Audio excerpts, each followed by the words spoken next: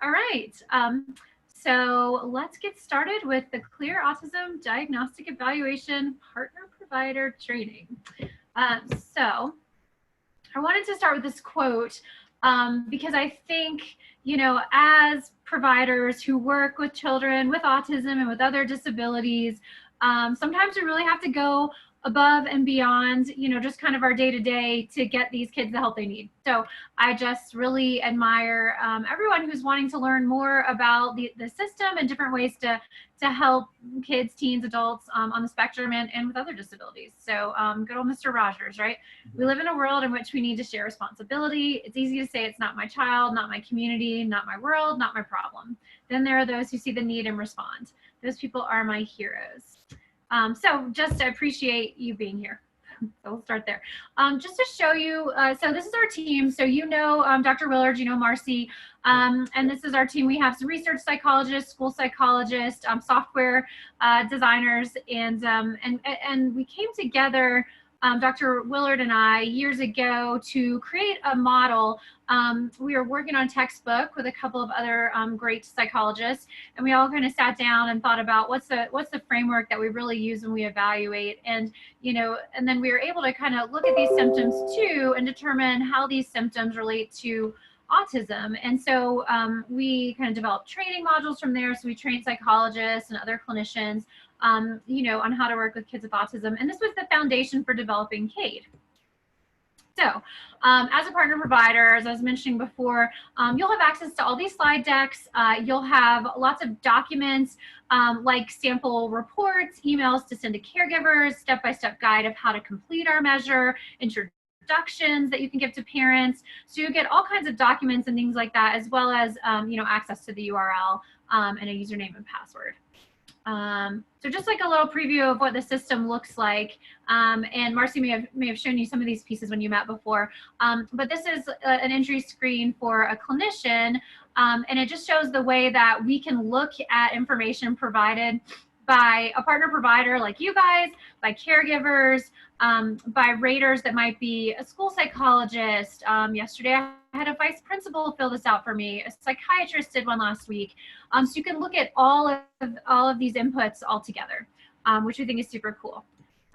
Okay, and so this one shows how we've built in kind of a learning system to this, because we know that, obviously you guys as BCBAs and therapists who work with autism may have really high level understanding of all of these symptoms, but some of the people who are in our system may understand some symptoms a lot better than others. And so we want to really explain, and for parents too, kind of how we want them to answer these questions. So these are just to kind of help with our standardization. So what do we consider to be not concerning in verbal comprehension? What's mild, what's moderate, what's significant? So these little question marks are great the first few times you use the system to really understand what kind of input we're looking for. And on every item, you'll also have an item resource. So you'll have kind of a friendly description of what fluid reasoning is here, and then a more clinical description. So we're going to have that for all 80 items. And for a good number of the items, it's not all 80, but for a lot of items, we've written more extensive articles. So you'll see a little article icon, and then you can click into an article, and that's about a 4-page article that's written about the symptoms specifically. So if you have a parent who's super interested in learning more, or if you want to dive deeply into these systems, we have those available too. On some of the items, we also have a little video camera there, and there will be a video reference, a psychologist talking about explaining the symptom itself. So that's basically just kind of an overview of what that symptom looks like, and we're gonna walk through the system in more detail. But yeah, you get these little prizes at the end of every module. We have a bunch, but they go pretty quick. Domain is communicating, and two, those in the system can answer these domains in any order, but we just present them in this order. So this is just a snapshot of our communicating items, so the things that we're asking about within that domain, and you'll get a chance to see that more in depth. But this shows you here again, like how we can click on the resource and explain how to answer, how you might think about eye contact within the system. And then, what does eye contact really mean? Well, is it just always looking at a person? No, it's more kind of modulating how you use your eyes, with your communication, right? So we just give a little bit more information about that there. So yeah, so now they just kind of get into some of these symptoms that we're covering. So we're covering in communication, nonverbal communication, right? So again, the system is set up to work with very young kids, all the way through adults. So eye contact, gestures, emotional expression, right? So we're looking at staring too much, avoiding gaze, how well is that gaze integrated with gesture use, with emotional expression. And sometimes kids on the spectrum may appear more flat, or their facial expression may not match. They may be laughing and smiling and telling you they hate what we're doing right now. So you kind of notice the mismatch, right? So we're looking at some of these things in these nonverbal items. Okay. Language delay and response to name, certainly big things that we're looking for in autism. Now I have little video clips throughout. I don't have to show you guys these necessarily. If you're doing a lot of ABA therapy, you see cute kids do things all the time. But I may show you one or two of them because I have these little clips. But, delayed language could be a sign or symptom of autism. So we really want to be aware of if there's a language delay or language that's developing very unevenly. So lots of big words, not a lot of functional communication, right? And so, when a child responds to their name, obviously it allows the caregiver to engage with them. So those are two symptoms that we think it's important to look at. Okay, so this is articulation, right? So articulation may or may not directly relate to autism, but we do find that sometimes with motor planning, there can be a very interesting articulation. So you guys may have seen this in very young children where they're dropping like the whole start of the word and just giving you like the last consonant sound. And so, so I've evaluated some 2- and 3-year-olds who had this kind of language pattern. It's very hard to know what they're saying, and their parents can kind of understand some of it. But getting ABA and speech therapy in there at a young age, reevaluate these kids 2 years later, and I can understand everything they say. So, and that can be related to motor planning. We can just get some really interesting articulation patterns. So, have you guys seen some of that in your work? Yes. Yeah. Okay, so voice. Yeah, one of the things that our trained psychologists I think is most interesting is that they don't pick up on this until you really drill it in.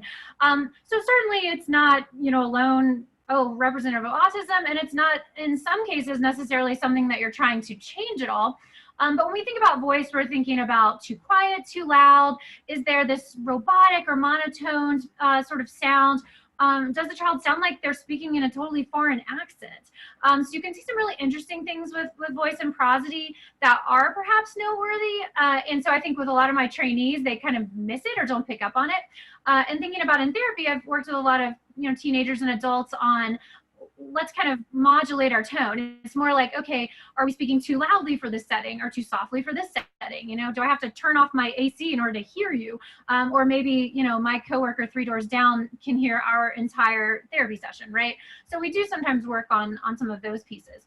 But voice can be definitely an interesting indicator that we just want to look at, what might be going on there. So narrative coherence, right? So that's a huge symptom in communication. And when we're assessing for autism, we're looking at how well kids can tell a coherent narrative, tell a story that has a beginning, middle, and an end that a listener can understand.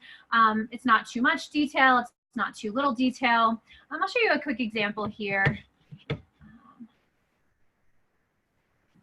Are you watching any new shows lately? We Bare Bears. Oh, tell me about that one. It's really cute. I'm not that cute, but it just only has one cute thing about like 3 bears. Really? Oh, cool. Is it like the Goldilocks story? No, they're different type of bears. Panda, polar bear, and grizzly bear. Oh, cool. What happens in the show? You know the one cutest thing they do in their intro? They stack on each other. Aw. It's real cute. Cool. And like it's about like they're so friendly and everything. Cool. What else do you like about it? The bears. Just the bears. Okay. So, this idea of getting a really coherent narrative can be kind of challenging, right? Something you guys see a lot? Mm-hmm. Sure. Yeah. Okay. So receptive language. Right. So is the child not getting what people are saying? So listening requires not just asking questions, but really listening to the answers. And so sometimes we'll find that expressive language is better than receptive language, which is a pretty unique thing and doesn't occur in that many disorders. So we try to pay a lot of attention to that. Kids with autism are not always good listeners. They may say a lot of things. they may ask a lot of questions actually, but they may not listen to the answers, right? So working on that is important. And then, you know, watching out for that language structure. So one of the symptoms we look at is that expressive language discrepancy. Okay, and then we have symptoms for repetitive language, scripted language, and monologues. Right, so looking at those different patterns of communication, and the child who walks in and tells you everything about the giant squid before saying hello and that kind of thing, right? So those symptoms are in our communicating module. And then just some language samples. I think one of the ones that I always like to point out is the sort of specificity of details. You know, I always fly out of gate B47 in B concourse. Which gates have you flown out of in B concourse? You know, so just those conversations that are so highly detailed can definitely be indicative of autism. And so, yeah, we observe greetings, separation from parents. We observe whether kids are too talkative, too quiet, when they say, I don't know, and kind of how that fits with what we know about their other skills and abilities. So just other measures that we tend to use when we need them, in addition to CADE. We use the SELF, the NEPSI sometimes. We certainly use our verbal IQ data from whatever tests we're giving to compare with social language, and then, you know, certainly language samples and pieces from the ADOS. So that's our communicating piece. Questions about that one? Nope. No? Fantastic. Okay, let's do socializing. And just to clarify, you know, all of these symptoms and all the descriptions of them are for both the clinician and the parent or teacher or anyone who fills out these questionnaires. That's right. Yeah, that's right. Descriptions of them are for everyone's use? Yes. Yes, exactly. So within the system, the only difference in the different kind of view panels, as a partner provider, you're going to see your input as well as the parent's input and any rater's input that you might have gathered, right? So when you reach out to the child psychiatrist or, you know, their teacher at school or whatever, and they're in the system, those people are only going to see their column. They're not going to see anyone else's scores. They're not going to be privy to any data or you know, identifying information other than they get this request. It's from, you know, the child's parent has given us consent to send you the system. Please answer these questions. And in some cases, I'll ask them for very specific information. So, you know, if this is the counselor who's working with this child once a week at school, I may just say, why don't you fill out socializing, communicating, and feeling? Other times I'll say, fill out what you can, and please don't hesitate to mark, I don't know. So that's always an option, and those providers can leave things blank as well, and that will just score as no concern for them because it's not an area that they are concerned about. But they can access all the resources, all the scoring descriptions, all the information about each symptom that we're asking. And then as a partner provider, you can take a look at their input and see kind of how they're seeing the child. But of course, for your report, it's your input that scores, right? Their input is really just to help you make your decisions or understand what that child looks like in a different setting. Does that make sense? Yeah. And then if it goes on for a diagnostic evaluation and it goes on to a clear clinician, someone who's going to diagnose, then they can see everybody's input, and they can kind of run reports on all of it too and kind of see those together. And then that helps them decide, I think, very succinctly what they want to test. So yeah. Okay. That's how it works. Yeah, so these are the socializing items. So there's obviously this domain is quite hefty. There's a lot of items here. And just an example for what that looks like in the system, you know, so again, you have your scoring description on how to rate the item. You've got your, you know, description about what predictability is, your clinical description, and then in some cases you'll have an article as well if you need that. Yeah, so this is a socializing progression that Marcy and I developed years ago when we were writing a parent website. So basically we were doing a lot of training with schools as well and trying to help them understand, you know, how to intervene. So we say social skills difficulties, right? But we felt like it's really important for parents and schools to kind of break it down, right? So we start with social presence and move around all the way to social intimacy, just meaning real friendships that are reciprocal and meaningful as kids get older. So this is the model that we step through, and we have symptoms for all of these, and then we have some additional symptoms as well in the social domain, but this is kind of how we step through it. So social presence, right? The younger kids who hide, you know, the kindergarten teacher says this child won't come out from under the desk. They tend to circle the playground, maybe picking up, you know, pine cones, not engaging with the kids so much. So focusing on objects more than people, right? And I think that can be hard sometimes for parents to understand, because they work really hard to keep their child socially engaged, and so they might not, if they don't have a lot of kids, or if they haven't sort of seen this, they don't have kind of an idea of how hard they might have to work to get their child to say look at them, or show them a toy or that kind of thing, right? So that's an important one. And then, you know, we look at varied interests versus restricted interests. These are just some examples of some of the interests that our kids have had, and I know in the work you guys do, you see tons of restricted interests. But just saying that when kids need to engage and have conversations and be able to pay attention to things that other kids like, sometimes those get in the way. So cooperative play, right? So kids playing next to each other and not playing with each other. And I think as kids get into school age, it's a big source of conflict, right? If they can't sort of play by the rules of the game, or maybe they try to impose rules that are not there on their peers. We also feel like, you know, with cooperative play, it's important in preschools. Kids with autism are less engaged. So we need teachers and parents to intervene more there and to engage these children to, you know, make those connections. And then this is one that comes up for us a lot as we work with psychiatrists or medical doctors, sometimes teachers, this idea that social motivation and social reciprocity are different. So we do have an item about social motivation. I feel like we've worked with a lot of providers in the past who feel like if a child's socially motivated, they can't have autism. So it's something we always, you know, try to emphasize and explain that, you know, it's actually not the same thing, and a child might invite you over to his house 6 times in a therapy session. He might be very motivated to have friends and relationships, right? But he might not be socially reciprocal. He might not know how to go about that or how to pay attention to your interests. So that's one of our symptoms. And then pretend play and sharing and showing. So creative use of objects, sharing snacks and toys, showing things to caregivers.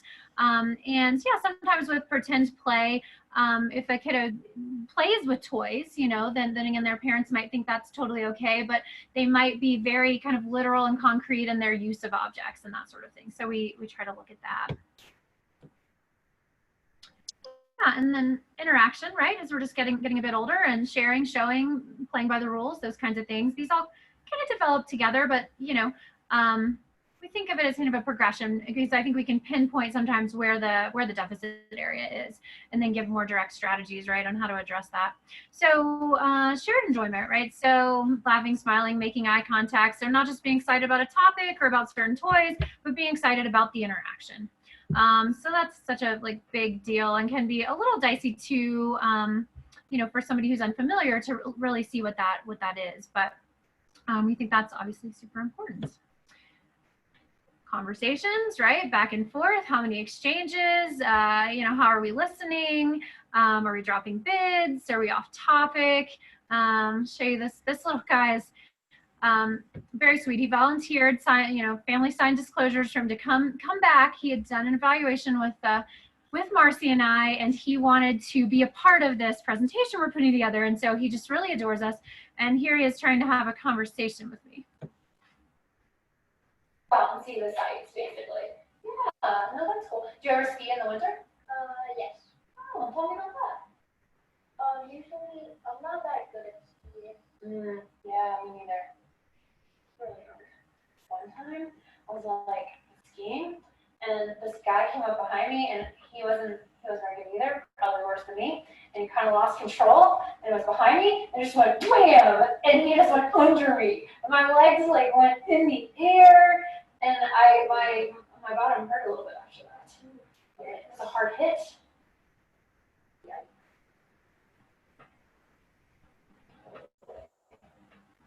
Did you ever have any you know, bumps like that with anybody? Any wrecks when you're skiing? So yeah, just trying to get that reciprocal conversation there, right? Okay. Can you guys hear those videos okay? Does the audio come through all right? Yeah. Yeah. Okay, great. Okay, so the need for predictability, social awkwardness, right? So a need for things to be predictable and routine. These kids are very inflexible to thoughts and ideas of others. And the social awkwardness, just not being savvy or knowing how to engage in social settings. Like those are important.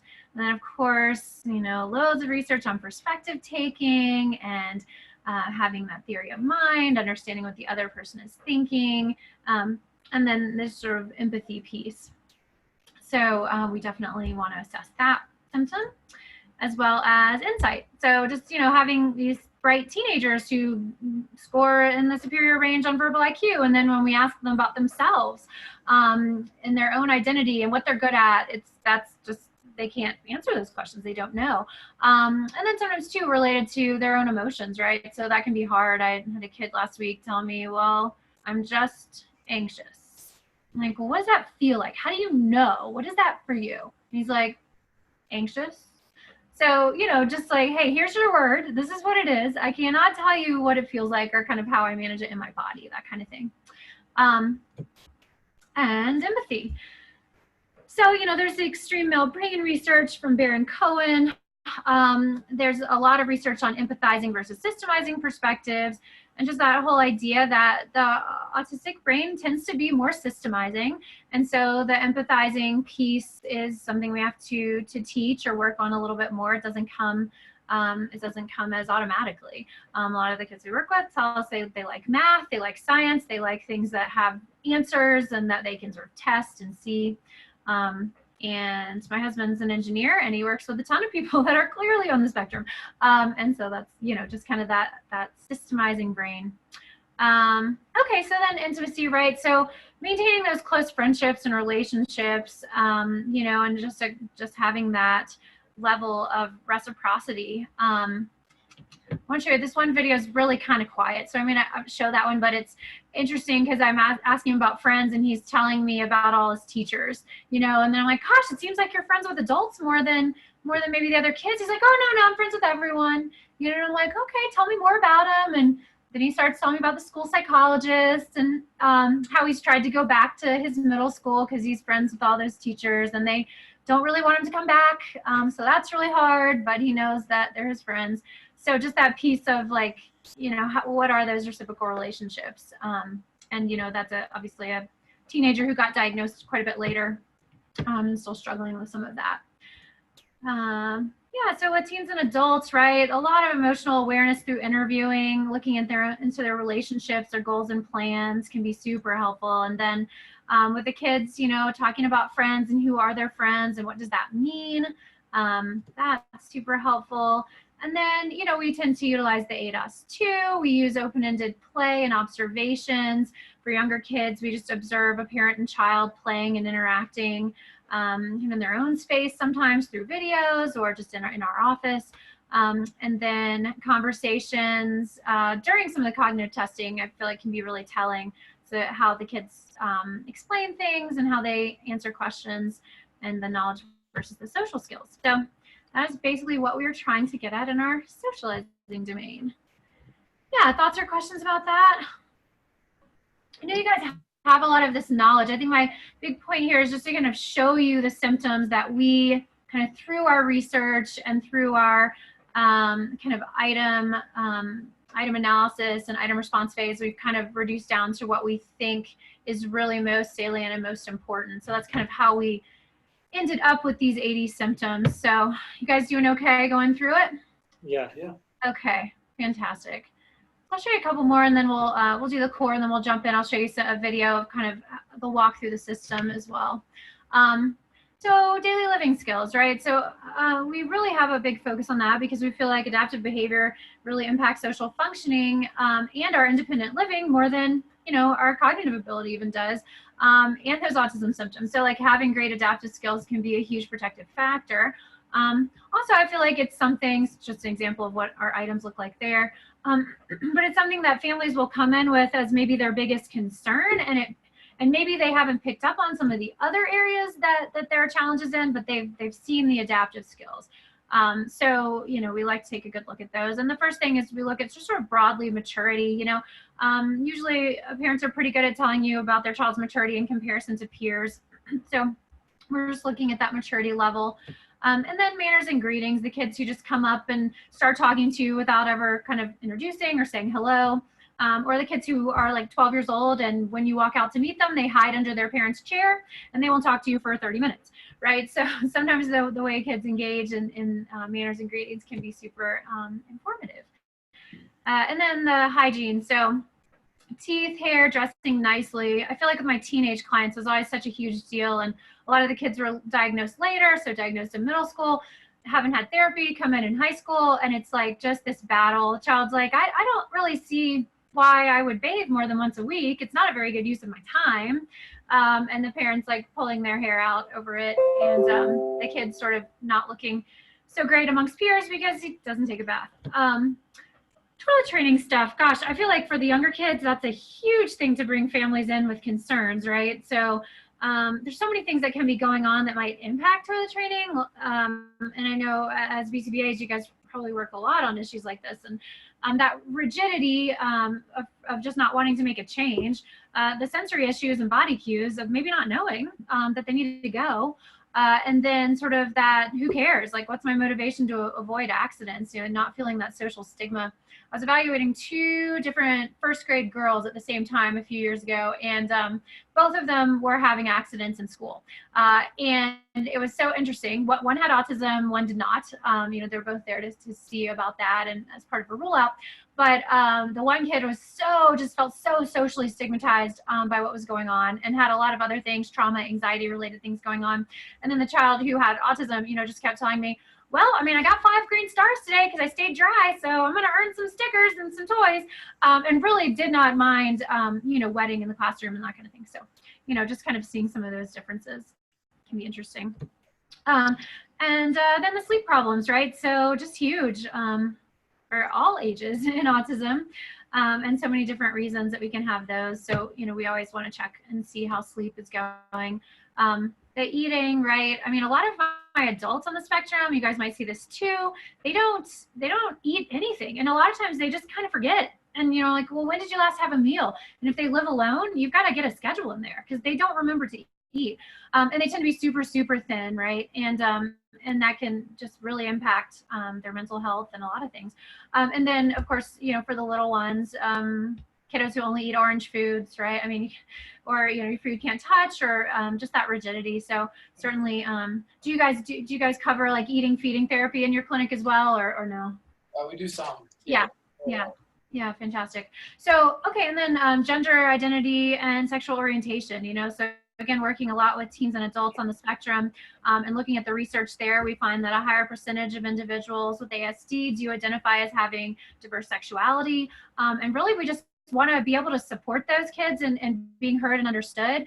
And in my experience with their parents, a lot of times because their insight isn't great and the way they're explaining themselves is not very good, it can be even harder for the parents to understand that they're feeling differently or experiencing something different because of the way they struggle to explain that to their families. So just helping the parents in knowing through the research that obviously we need kids to be supported, and as they kind of figure out who they are, that they need that. Also, some of the kids I've worked with versus more the neurotypical population tend to say, okay, I'm going to take some meds and have surgery right now. And so just kind of helping them say, hey, these are your teenage years. Why don't let's look at your identity. Let's take some steps back. Let's think about this. Let's make some changes, you know, that are maybe a little smaller at first, and you know, kind of build to where, you know, as you determine who you are, kind of stuff. So sometimes they need to talk about that stuff too. And then functional communication. So obviously important to look at, right? So you have a lot of language, but you don't advocate for yourself. Or it's just hard to get your needs met. And just thinking about teenagers I've worked with who could, you know, just couldn't tell their teachers what they needed and really needed that help in expressing that. So we do a lot of parent interviewing with kids, talking to clinicians or teachers, and kind of looking at that maturity and thinking about that hygiene. Yeah, obviously observing the kids when they come in and kind of seeing how they do present. And so we utilize the Vineland-3 quite a bit. We find that a lot of the insurance providers want to see that no matter what anyway. So we almost always have parents do that if we think we're going to be diagnosing autism. And, you know, of course, using some of the WISC and BASC data in comparison in those symptoms. So that's daily living. And yeah, so here's our moving and sensing domain. So yeah, we were talking about this one before, and we've whittled this down quite a bit. I mean, I used to have so many items, but I feel good about where we are with it. But this is what we assess in moving and sensing. You know, and so we're thinking a lot about motor planning, gross and fine motor coordination, motor overflow behaviors, and then also we think about visual spatial processing. A lot of our kids are super detail oriented and really have very strong visual skills. And so, but you know, some kids might have some fine motor concerns, and we just want to be aware of those to give them the accommodations they need, or perhaps, you know, work through occupational therapy at school or outside of school on some of those pieces. Low tone or coordination issues, right? So, yeah, we see a lot of kids who are super, super, super thin, or, you know, really kind of struggle with coordination. So just kind of looking at the movement and understanding that. Haven't had a physical therapist in the system yet, but we have had some OTs in the system. So it's really great to have their feedback on some of these pieces when they're working with these kids. And some of my OTs I've worked with have really seen, I was surprised that they see kids all the way up through high school, you know, so they weren't just working with little ones, but really helping them across the age range there.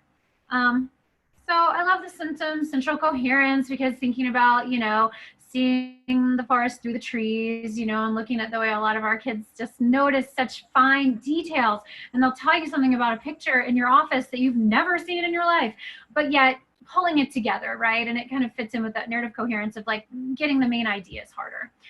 So there's a little example of that there. We can skip through that for now, because you guys will have these slides if you want to look back at them or share them with colleagues or anything like that. Okay, so yeah, sensory. So that's certainly a big thing, and we've whittled that down to just kind of asking a couple broad questions here. But again, I think, you know, the therapists go more into detail as they're seeking, you know, working with families on some of these things. But we're interested in understanding if a child is very sensory seeking. And then we're also interested in whether a child has a lot of sensory sensitivities. Just so again, that we can recommend the right kinds of therapies, acknowledge how those symptoms fit into that restricted repetitive behavior symptom of autism. And certainly we see a lot of those sensory challenges in the kids we work with. The body space awareness is big, not reading the social world, you know, really not being aware if they're too close or too far away. And of course, the repetitive behaviors, you know, probably get maybe overly emphasized that, you know, my kid doesn't flap, they don't wave their hands, so they probably can't be on the spectrum. Certainly heard that from doctors before. But sometimes too, like as kids are older and they just pace and pace and pace and pace. And so like helping them and helping parents see that, you know, that's how they're thinking, that's how they're able to process. And so it is a repetitive behavior, you know, when they're doing that. And then the non-functional finger postures and finger movements, you know, it might be related to motor overflow. So we certainly want to have a look at that as well. And then, yeah, so, you know, we play games like Mother May I, or use trampolines at break and watch the child move, you know. And also as they get older, I really just talk to them about their sensory sensitivities. I mean, they know what they're sensitive to, they know what they need to do to kind of get the feedback that they want. So they're really good at that. But for the little ones, obviously you can kind of just see that, and the parents tend to be aware. So yeah, so it's kind of the bigger things that we're really looking at across the sensory motor piece. And then we obviously also note visual spatial patterns on the WISC. We look at the Vineland motor domains. We're looking at sensory and restricted repetitive behaviors on the ADOS. And then we'll sometimes give some of these other tests. I would say less often, right? A lot of times maybe other clinicians working with them in those domains might do that. But if we need more information. Yeah, so that's what we're looking at for those symptoms. Thoughts or questions? Okay, cool. So I'm going to get to a place where I'm going to show you guys, do a little video system. Okay. So understanding kind of wraps up our core areas. You know, I think the reason that we include cognitive, I mean, obviously cognitive performance in autism is so highly variable. It can be all over the board. But we think that, first off, the discrepancies can be very interesting to us. You know, I tested a kid just this week whose verbal IQ was 131 and his processing speed was 65. You know, so again, those like vast differences can be so telling, right? So we like to get it for that perspective, and then also just, just kind of understanding where is this child performing in maybe their verbal versus their social communication, and just really being able to speak to that and help providers sort of understand where they are. So I do think it's important to take a look at that. We've kind of whittled down our symptoms that we look at in the system to just these symptoms, again, thinking there's a lot of people answering these questions who may not be sure about these items, and that's okay. But certainly too, a provider, maybe a speech therapist might, have a kid's report from school and it might have an IQ score in there. And so they might know, oh yeah, well, they're very good verbally. So, we just want to kind of get a sense of that. And then of course, when we test, we look at some of these things so that we can comment on that. So this split in scores. So having really low comprehension scores, but very high information scores or very high vocabulary scores can just be very interesting to look at that. And then maybe the comparison to fluid reasoning, right? So the research supports that that's quite a bit higher than the verbal. In ASD, but that's not really necessarily what you always see, right? Because the profiles can be so varied. And I think with some kids, they're so rigid, like the fluid reasoning tasks really kind of ask you to step back and solve a novel problem. So if they don't like that because they're a bit too rigid, then they might perform more poorly than they could if they were able to be more flexible, with the items. But we can sometimes see a lot with that. And then that deliberate style of processing is just so common with the spectrum, right? And so not that a kid might not be able to work fast in some areas, but that they're really very deliberate. And so when you're like, let's go as quickly as you can, that's hard for them. And then, also we found for the kid earlier this week, I'm like, okay, well, he actually needs some copies of notes because this poor child is failing math this year when he's very good at math, but the lecture style is fast paced and he can't get it down. So I think we'll be able to get some easy accommodations in there so that he'll do fine in math. So yeah, we're looking at response style, we're looking at attention and concentration, attitude and effort is huge. About to test a kiddo next week who I met during the initial consult, and that attitude and effort is going to be a problem. But again, most 12-year-olds are generally going to sit down and do this stuff with you. It's kind of fun. But again, a kiddo who's a little more rigid or more anxious about some of these things might not.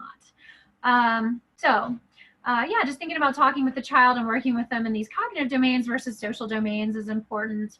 We use a lot of different measures when we're assessing. We really like the WISC because there's, a lot of research on some of those profiles.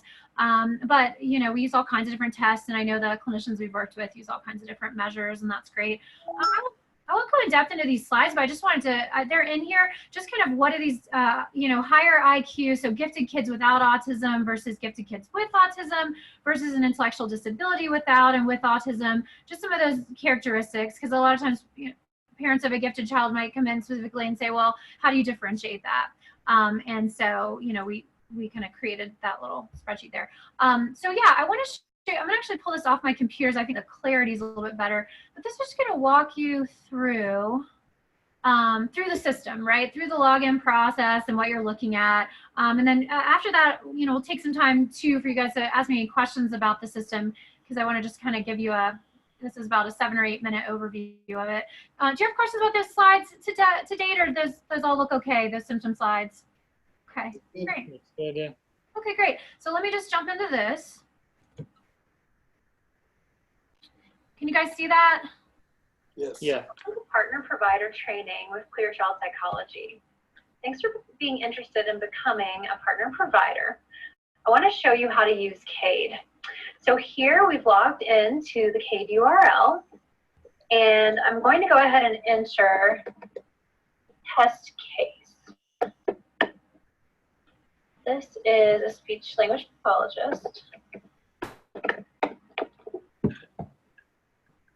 Okay. And here I'm going to enter a child that she is assessing. I'm going to enter first name, last name, and date of birth. Okay. And I'm going to enter an access key.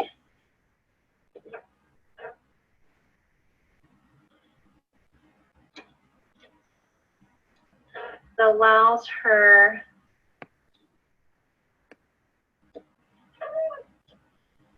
to get into this account.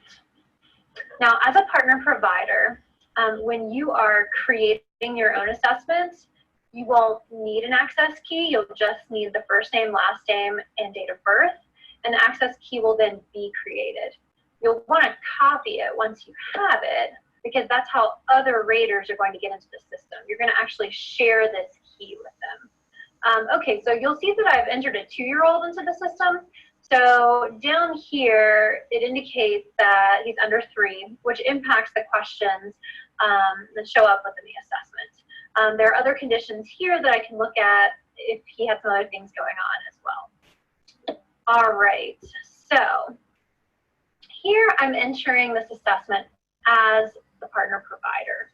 And so you'll see I've created a case that does have some data entered. Now on the left-hand side, you're going to see these various domains. We have 11 domains that ask different questions about a child's development. Because this child is 2, there's no questions in the learning domain.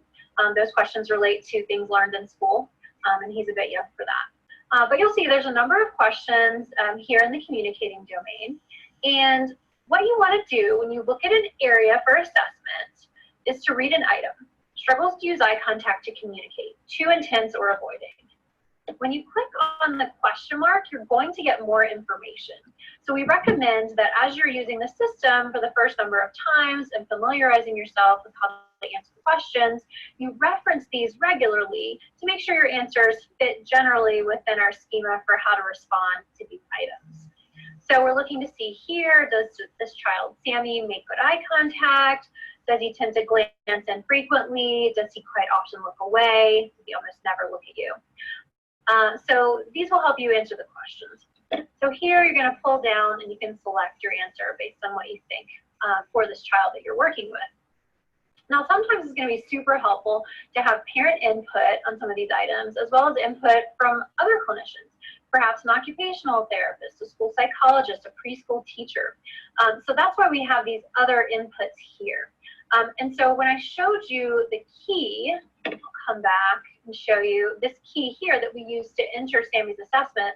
This is what you'll share along with the name and date of birth so that other providers can get into the system. Now, they will not see all of the columns like you do. They're only going to see their individual column. They will have access to the scoring descriptions, which we recommend they use, and they're going to have access to these Tell Me More resources. So here we have what we call an image resource. There's an image resource for every item, and it's going to give you a general piece of information about eye contact and then a more clinical description. So these can be very helpful if you're unsure how to rate an item or if you come across an area that you're not terribly familiar with. Now, some also have video clips, so that can be nice, and others have lengthy articles. And these are written in kind of language to be speaking about children, so they may not feel as applicable to adult clients, but they're lengthy articles that give you information about the topic at hand. So you do have access to a number of different resources within the system. So communicating and socializing obviously have the most salience to autism spectrum disorders, so that's why these come first. You can see I've gone through as Mary Delgado, speech pathologist, and I've rated what I think is going on for this child, Sammy. Let's just check out another scoring description. So social motivation, is interested in others, makes an effort to join them in play or in conversation. Versus a significant concern, not interested in interacting with others, not interested in making friends, and almost never makes an effort socially. So I'd say these are going to be your most useful tools in answering these questions. But it's also sometimes really nice to look at an item and understand the resource from more of a friendly perspective, learning about how kids want to make friends and how they may be motivated. And then more clinically, wanting friends and having friends is not the same thing. This is one of the pieces that I think gets confusing when we think about autism and demystifying autism. Many professionals believe that if a child wants friends and tries to be friendly, that they would not have autism. But there are many kids who want to have friends, but they don't have the social skills or the ability to achieve social reciprocity to get there. So a child could, in fact, be socially motivated and have autism. So you'll see, again, we have image resources for all the items, sometimes videos and articles. And you can click in and out of these 11 domains in any order that you want to. And then you can see that raters and caregivers, if you share the system with them, they'll have the opportunity to answer each of the questions you answer. But also they might choose to answer only certain domains if you find that they have a certain area of expertise with this child. So I've gone ahead and filled this in because I wanted to show you what happens when you analyze. So other raters will not have analyze and report tabs. That's something that's special to being a partner provider. It means you're going to get a chance to visually evaluate the information that you entered in the system. So here on the left, you're going to see that each of the domain areas is characterized by a colored dot. Greens are areas of typical development. Yellows, we have some mild concerns. And oranges indicate more moderate concerns. So for Sammy, focusing, socializing, and communicating are more areas of significant concern. So you can see here, Sammy has a unique voice, has some challenges with expressive language discrepancy, meaning he probably talks better than he listens, and he's not doing so much gesture use. So that's summarized for you here in areas of typical development and areas of concern. And then here, you're going to have recommendations for those applicable areas. So recommendations that families can use at home and an idea of what resources they might engage if their child does have challenges with expressive language discrepancy, voice, and gesture use. So when you come over to create a report, you're going to get a chance to print out, by simply generating the report, you're going to print out the recommendations and the areas of concern for this child. And that's something that you can sit down and review with a family so that they can get started on some things. And you'll also have the opportunity to look at the overall concerns and determine whether you want to refer that family for further evaluation.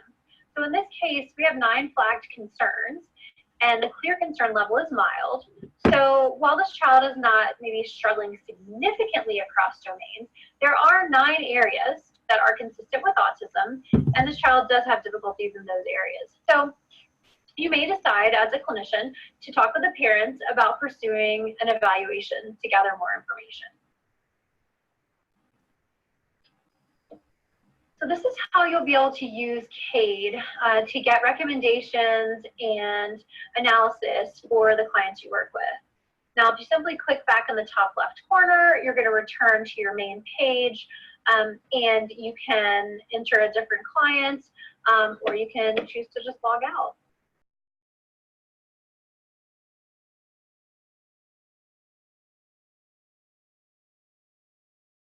So yeah, you'll have a toolkit here. And what this is going to have, because of flyers about us, it's got a sample of the comprehensive assessment reports, you know, if you kind of are going for diagnosis. It's got step-by-step instructions, again, kind of going through CADE. And then a letter if you wanted to share with parents if you're going to run the CADE system. We've got a letter template for that. You can kind of replace, you know, put your images in places. It'll kind of tell you. Let's see, like on this one. You know, you can put your logo here. So again, not things you have to use, but just if you want to have access to these. And then when you are asking a parent to fill out a system, we have put together, you know, frequently asked questions about the system.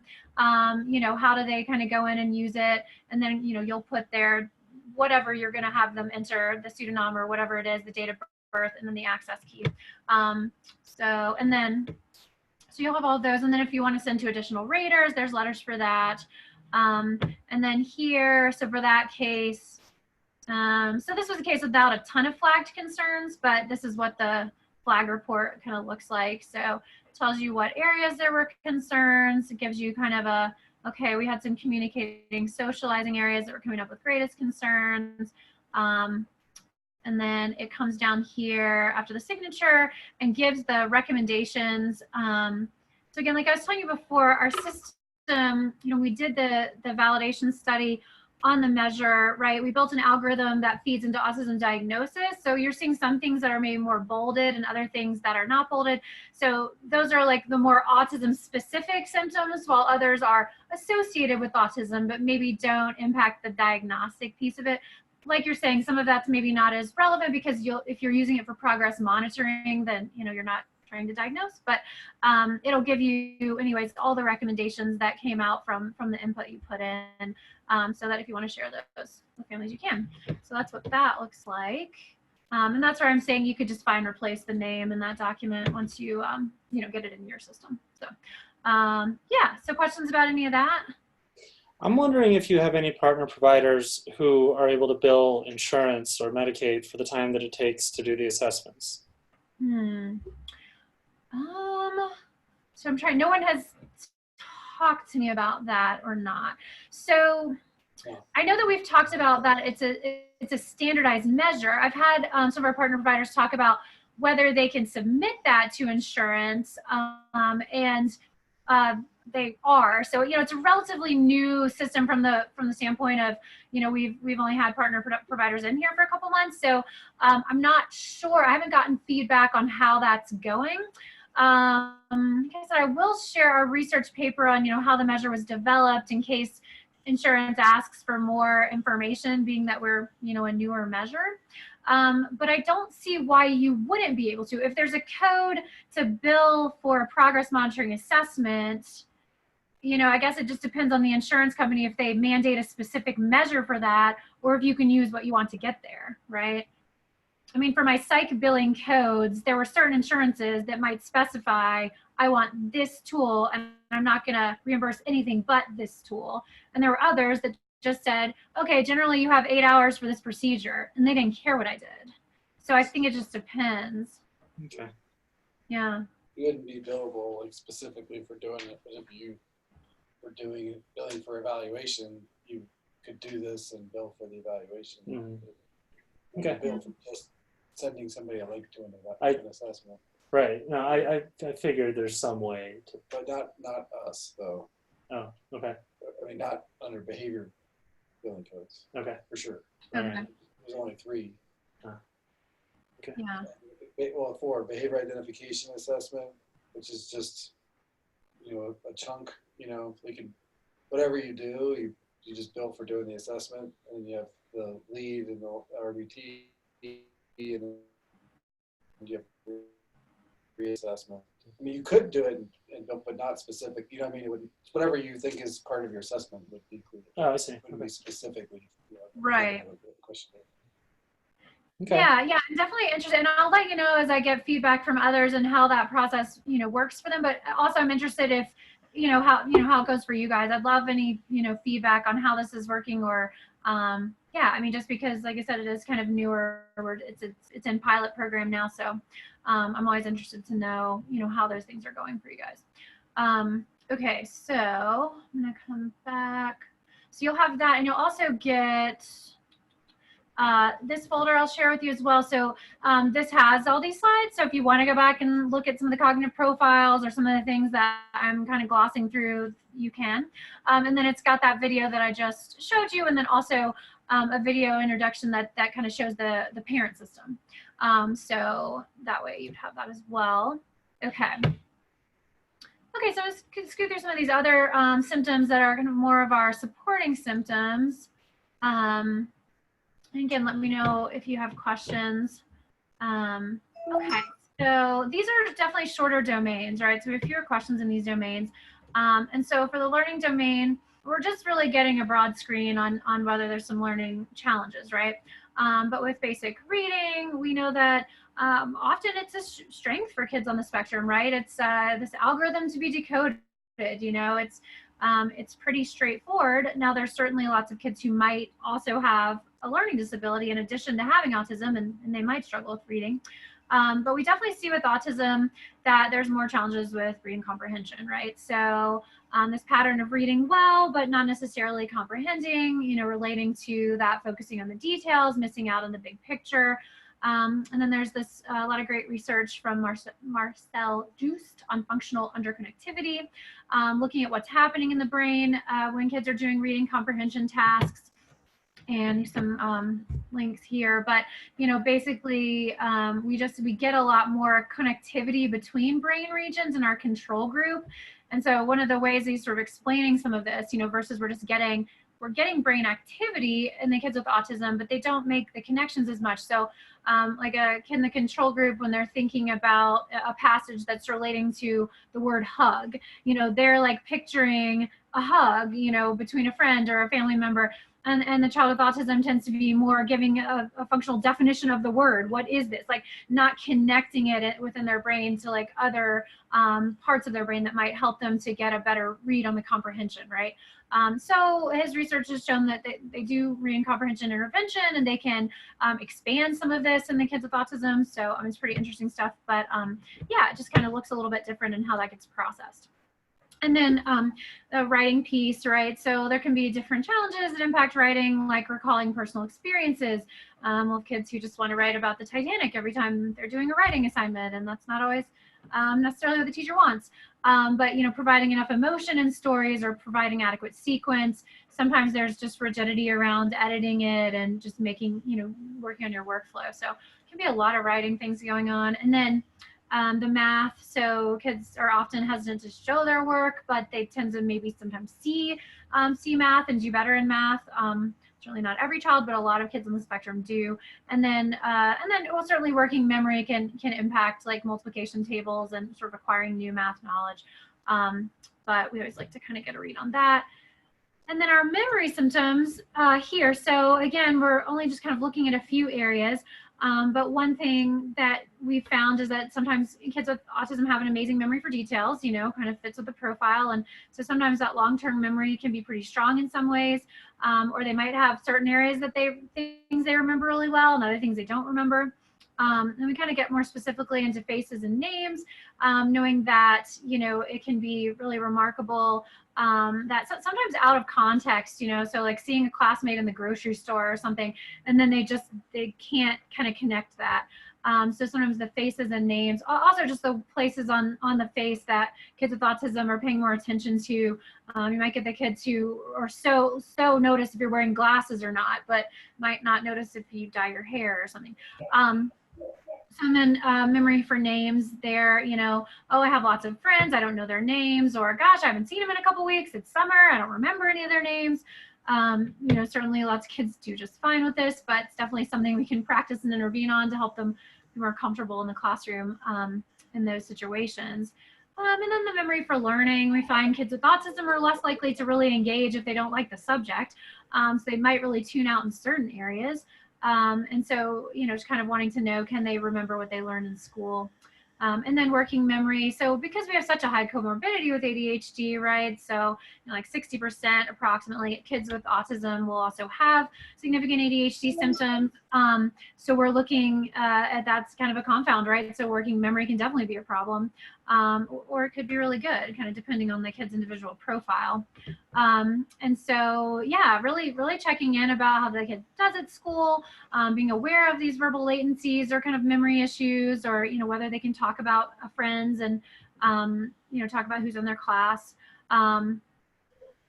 Yeah, so, basically we like to get hopefully we get some teacher information through our system.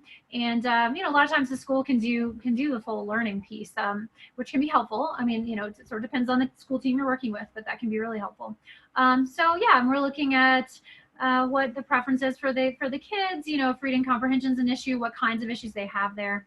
And then, so yeah, some of the things that we like to use if we need to get some additional data are these assessments. Certainly there's lots out there and you can use whatever you want to use, but so that's kind of our little take on learning and memory. Okay. Questions or thoughts on that stuff? Nope. No. Okay. Okay. So here's kind of what we've got happening in focusing and organizing. So again, we kind of narrowed these quite a bit just to get at a few things. You know, I mean, a piece of that was trying to get kind of the best predictive algorithm. I mean, we're at a 0.96 reliability on the scale, which is really high. But also just thinking about the time it's taking people to do these measures. I mean, we could think of so many things to ask them, you know, but like really, I mean, I don't know. I have teenagers filling out the Basque Self-Report for adolescents, and there must be like 190 questions on that thing. I mean, so we really wanted to try to keep our number of questions as low as we could, you know, with the kind of our focus being autism. So we try to be really, really comprehensive, but also as brief as we can be. So it's kind of a balancing act, you know, with the statistics there too. So yeah, joint attention, right? Huge in autism. So we're really wanting very young kids to be able to pay attention to what their teachers, their parents, their classmates are also interested in. And so that's really huge. Okay, I'll show you just a little bitty video here of joint attention task. Here, Sam, do you have some? Yeah. I think you said coffee. Oh, look, pancakes. I'll put pancakes on there. Yeah. Yeah. Hey, Sam, look. What is that? What is that? Should we go see it? Yeah. Oh, look at that. Yeah.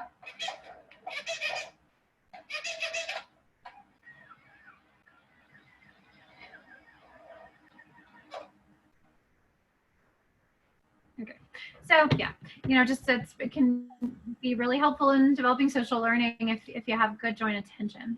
Some kids with autism have great focused attention. Again, that comorbid ASD ADHD can get a lot of challenges with focused attention. So obviously that's definitely something we want to look at. And of course, we assess a lot of kids who are taking medications for ADHD already. That's a diagnosis they've had for years before they, you know, anyone ever says the word autism to them. So, you know, just kind of looking at that piece and how helpful are those, and kind of, you know, do they have ADHD? And a lot of times they do.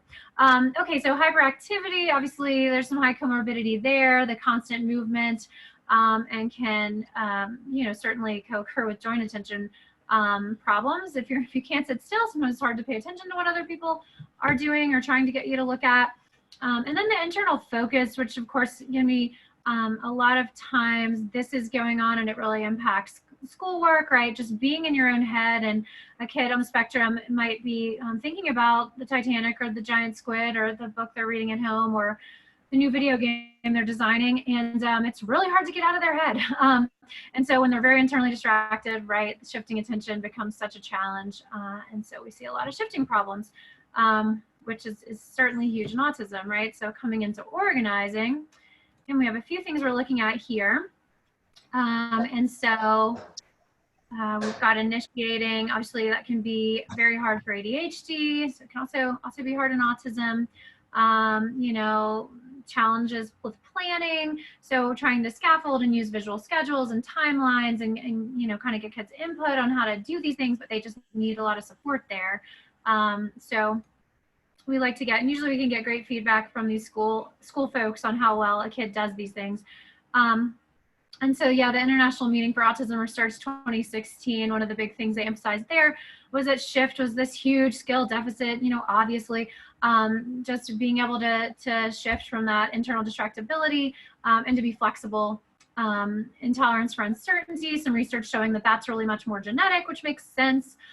So SHIFT is really tough. And then we like some of the Ross Green resources on SHIFT.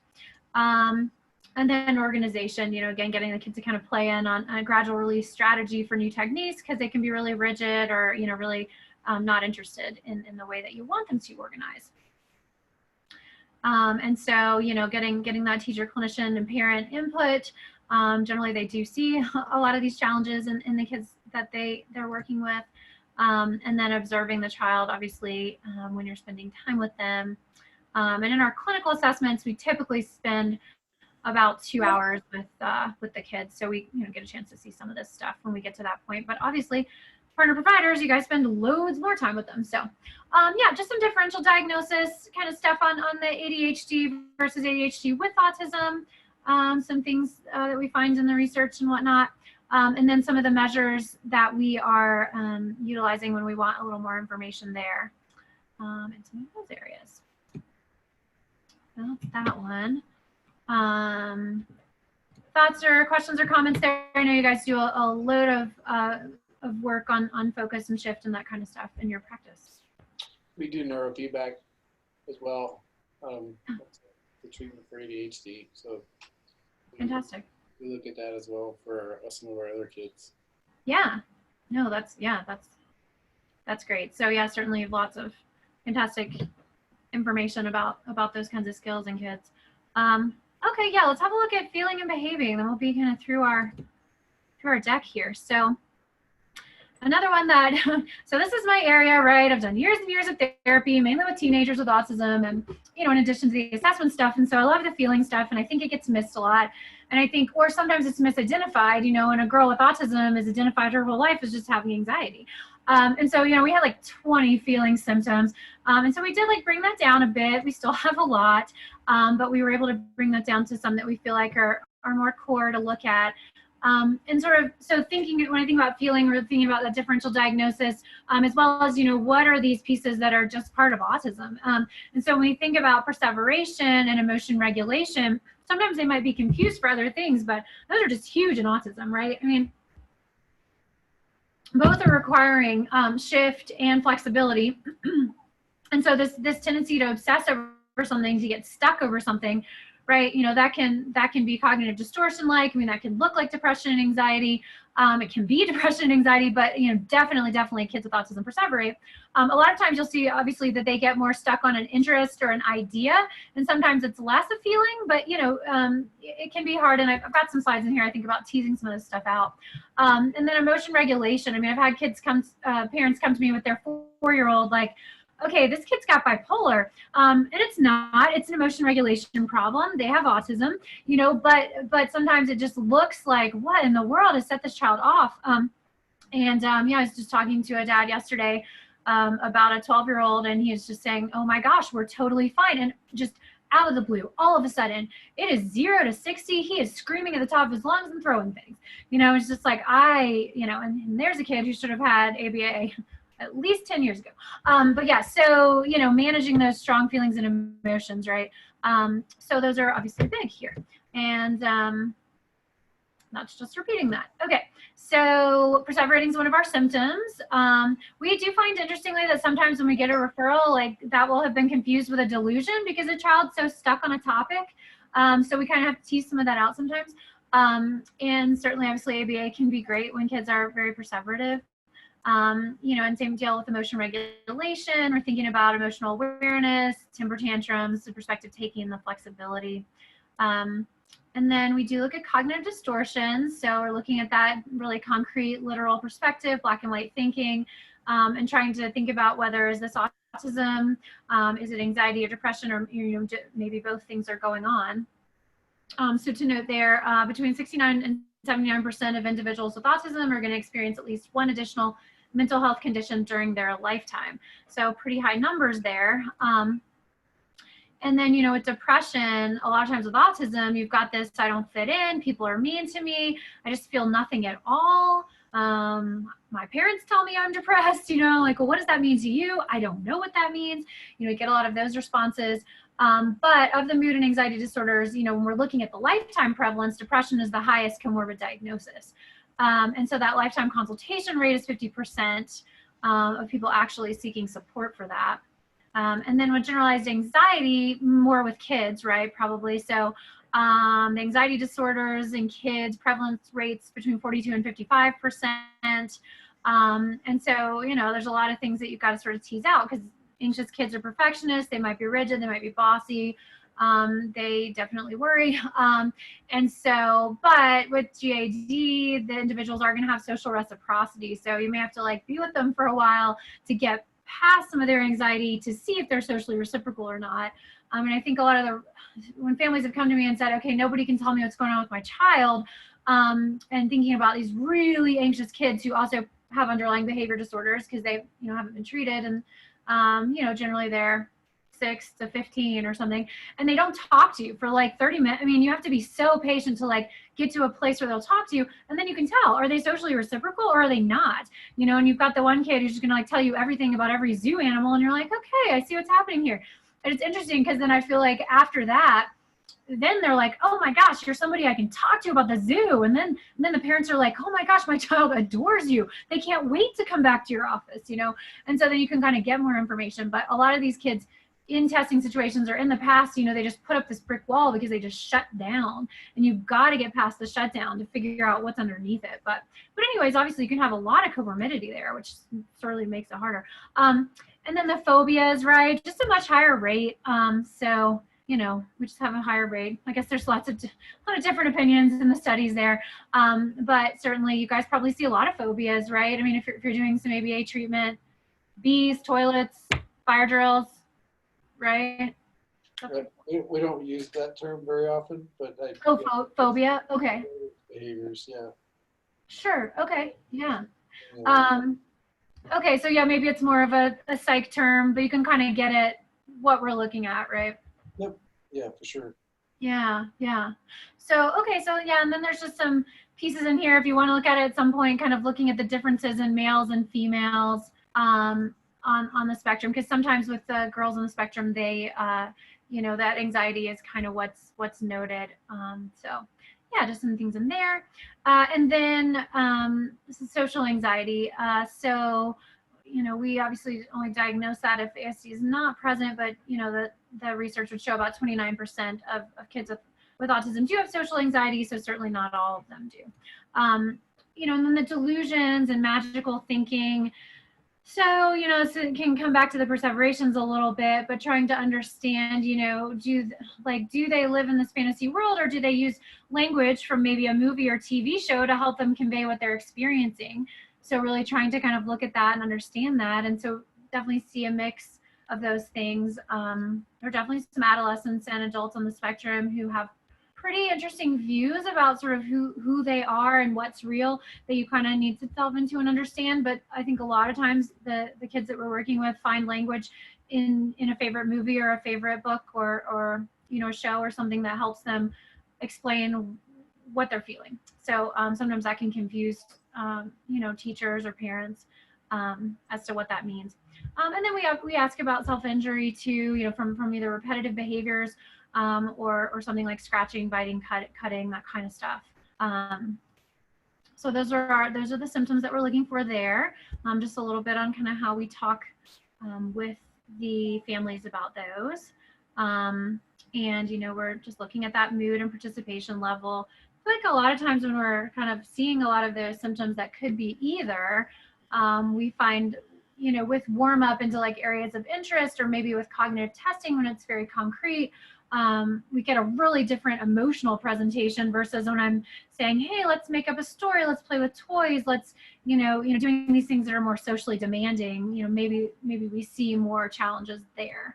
So yeah, we did this little diagram kind of noting the common anxiety characteristics, common depression characteristics, and then those positive indicators of autism that we kind of pull to try and tease that out when we have a combination of things going on, or when it's kind of hard to tell.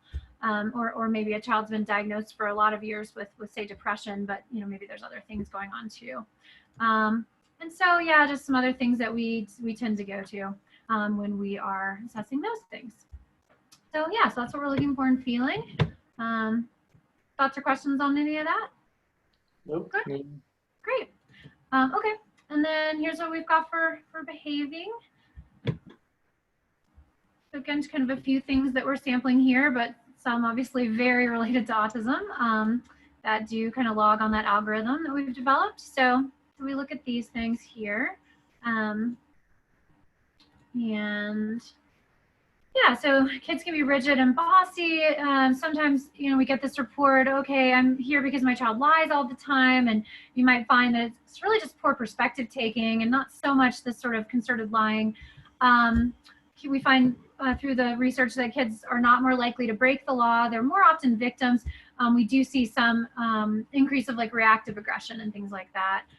with individuals on the spectrum. So yeah, this insistence on sameness, certainly something that parents will tell you about, when you first meet them, that rule, structure, routine, needing a schedule, needing a plan. So we want to assess that symptom. Non-compliance, right? So certainly we get some oppositional defiant disorder with ASD. So those ingrained patterns, and sometimes it's a little more deeply ingrained depending on the age of the child. They're failing to follow rules. They're rigid, they have a need for control. So, obviously the earlier they're identified, the more help they can get for some of that, or the easier it is to change some of those symptoms. And then bossy. So bossy, definitely being one of those symptoms when they've done sort of female phenotype research, that girls on the spectrum might be seen by others as being bossy. So if we can address this early, then that's obviously helpful. Tantrum behaviors, obviously really talking about severity and duration and frequency of tantrums, and understanding that from the families or from the providers who are working with these kids, and looking at what's being reinforced and the antecedents and consequences. So some of those ABA pieces being important. And then aggression, so again, researching that, when you work with teenagers with autism, they often will tell you that there's a sort of perspective out there that autism is this aggressive disorder, and that can be sort of hard for them to understand, because I think it is a bit of a misconception in a lot of ways. And a lot of times that aggression is really just this poor social skill. I don't know how to react when kids are maybe picking on me, or maybe I think they are and they're not. So having these strong emotional reactions, again, with kind of that emotion regulation and really being reactively aggressive sometimes. So getting in trouble at school kind of on a lower level for reactive aggression is pretty common. So we've got a lot of research that we've been reading on that stuff. And then the rigidity, right? So coming back to that, needing to maintain routines and that inflexibility. And so, yeah, some of the things that we like to do with our kiddos there when they're rigid. So yeah, and then we just have a little bit on that differential diagnosis on what behavior disorders are versus what autism is. I feel like see families a lot of times, they walk through the door saying, okay, my kid's got ODD, and they don't really know what that is, but that's kind of the thing that someone has said to them. So trying to kind of explain what's going on there can be really helpful.